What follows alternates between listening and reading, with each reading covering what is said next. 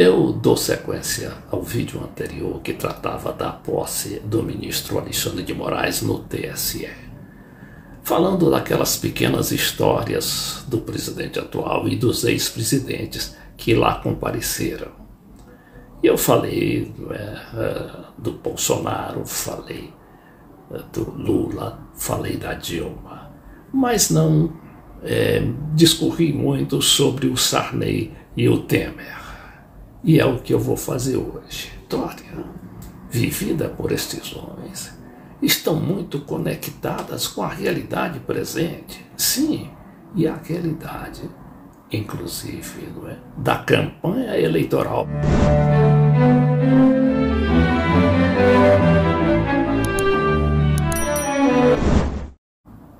Eu vou começar aqui com o Sarney, O Sarney, que foi inclusive o primeiro a chegar à cerimônia.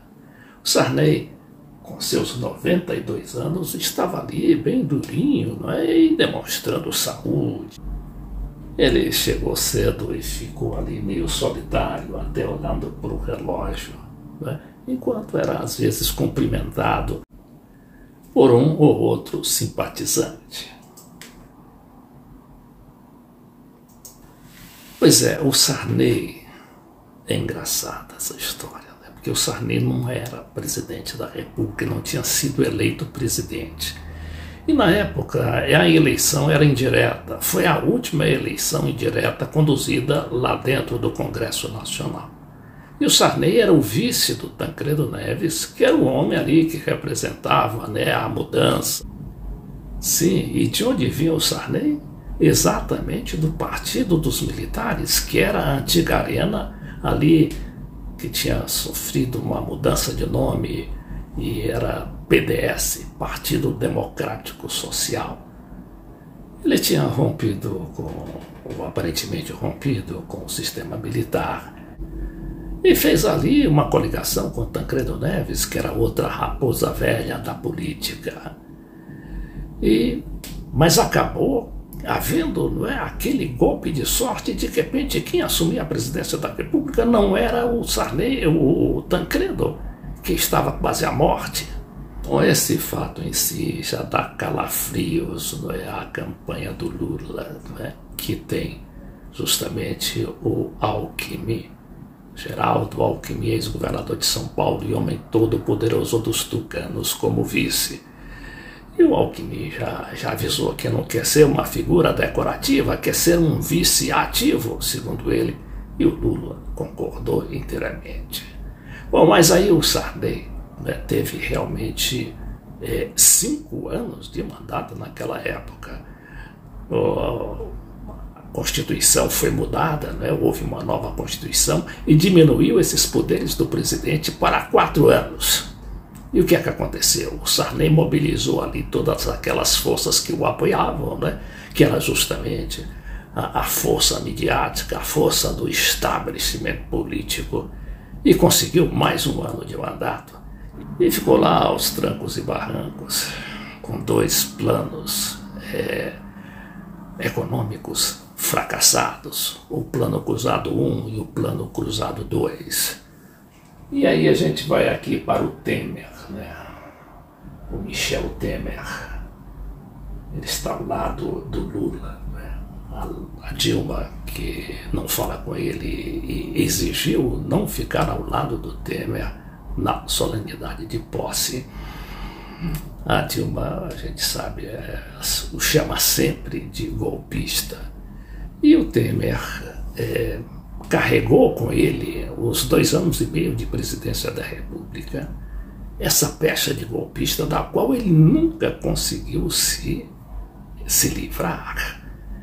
Essa pecha ia também de capacho dos Estados Unidos. Seu governo foi um desastre total para o nacionalismo do país. Ele começou por estourar a Petrobras e fazer aquela política de reajuste de preços com os preços internacionais. E a gasolina e o diesel foi lá para cima, e foi ali onde começou tudo. E não foi só isso, ele também implodiu o Mercosul, onde o Brasil ali liderava aquela aproximação e cooperação com os países da América Latina. Mas ele parece que recebia e seguia fielmente o roteiro que tinham lhe dado lá de Washington. Mas o Temer continuou a ter um certo apoio, não propriamente da mídia, né? A Globo se separou do resto dos grandes jornais e passou a exigir a cabeça do Temer. E o Temer tinha um controle exatamente do Congresso, ele tinha um apoio massivo do Congresso Nacional. Mas o Temer teve um gesto de humanidade para com Lula, quando Lula mais sofria as perseguições e estava preso lá em Curitiba.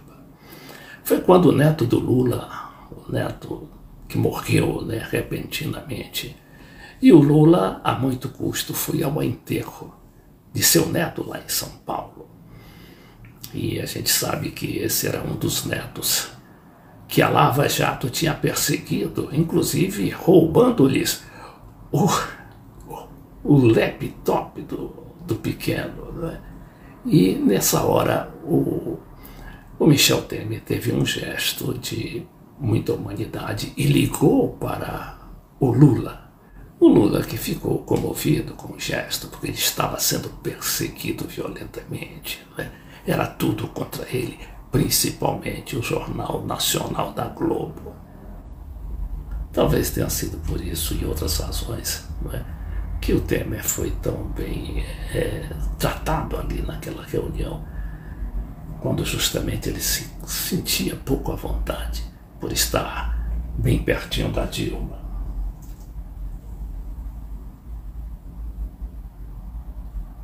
Aqui a gente vê o Lula dando um tapinha nas costas do Temer e depois conversando com ele muito cordialmente. Outro presidente que também foi muito importante para a história do Brasil foi o Fernando Henrique Cardoso. O Fernando Henrique está com 91 anos de idade, está com a saúde um tanto abalada, a ponto de não mais ter escrito, né? Ele que gostava sempre de dar pitaco em tudo, escrevia um artigo por semana para o Globo e dava declarações aí à torto e à direita. O Fernando Henrique estava, claro, adoentado e mandou uma mensagem, né? Uma mensagem de apoio àquela festa pela democracia.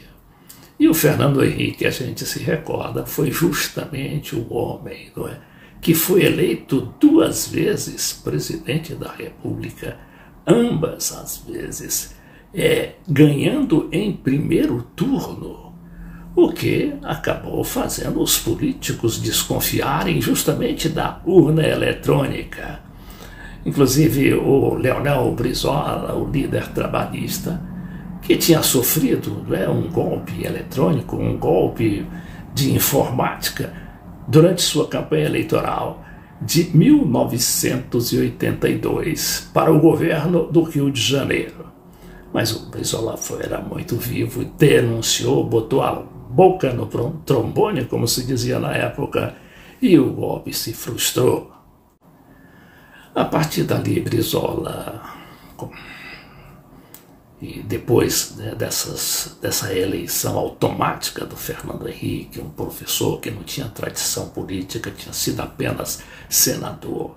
Era um homem tucano que tinha vindo do exílio no Chile, mas lá do Chile ele já vinha com uma verba de $1 milhão para fundar aqui uma fundação de estudos sociais e políticos.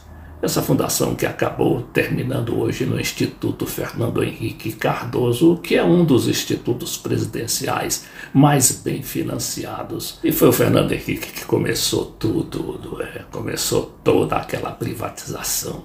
Privatizou mais, o tanto quanto privatizou a Rússia, produzindo uma avalanche de desemprego, né? E além de tornar o país antes independente, antes soberano com todas aquelas suas grandes empresas, agora sendo submetido às vontades dos grandes trustes e grandes transnacionais.